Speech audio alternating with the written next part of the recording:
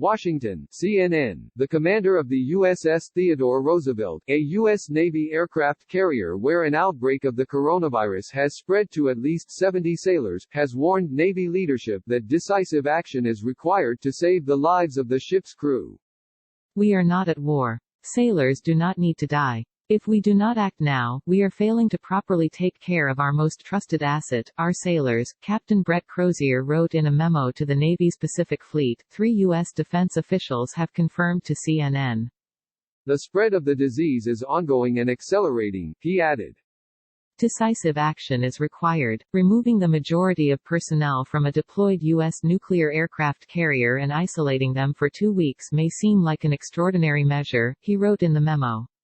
This is a necessary risk. It will enable the carrier and air wing to get back underway as quickly as possible while ensuring the health and safety of our sailors. Keeping over 4,000 young men and women on board the TR is an unnecessary risk and breaks faith with those sailors entrusted to our care. The San Francisco Chronicle was first to report on the commander's request for assistance. U.S. Pacific Fleet did not comment on the memo when contacted by CNN.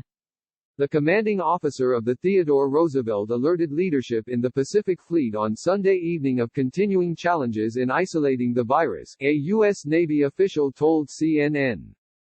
The ship's commanding officer advocated for housing more members of the crew in facilities that allow for better isolation, the official added.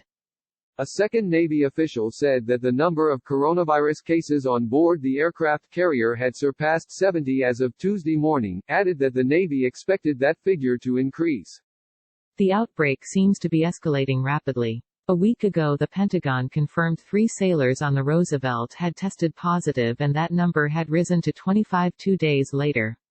Since then the number of cases has almost tripled. On Monday, a U.S. defense official told CNN that a second U.S. aircraft carrier, the USS Ronald Reagan, is also facing a handful of positive cases.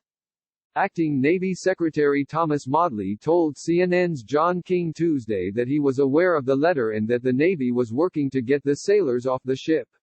I heard about the letter from Captain Crozier this morning. I know that our command organization has been aware of this for about 24 hours and we have been working actually the last 7 days to move those sailors off the ship and get them into accommodations in Guam. The problem is that Guam doesn't have enough beds right now and we're having to talk to the government there to see if we can get some hotel space, create tent-type facilities, Modly said. We don't disagree with the commanding officer on that ship and we're doing it in a very methodical way because it's not the same as a cruise ship. That ship has armaments on it, it has aircraft on it, we have to be able to fight fires if there are fires on board the ship, we have to run a nuclear power plant, so there's a lot of things that we have to do on that ship that make it a little bit different and unique but we're managing it and we're working through it, he added. We're very engaged in this, we're very concerned about it and we're taking all the appropriate steps, Modly said. However, despite the large number of cases aboard, senior U.S. military officials have insisted that the ship is capable of performing its missions. If that ship had to sail today for combat, it's ready to sail right now if it was needed, MAJ General Jeff Taliaferro, the Vice Director for Operations for the Joint Staff, told reporters Monday. The appropriate measures are being taken for folks who have tested positive, he added. The carrier is currently in port on a visit to Guam that the military has said was previously scheduled.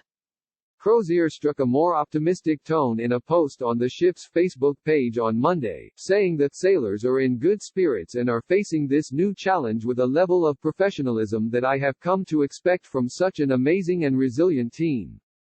As of Tuesday morning, 716 U.S. service members have tested positive for the virus and the first military death was announced on Monday.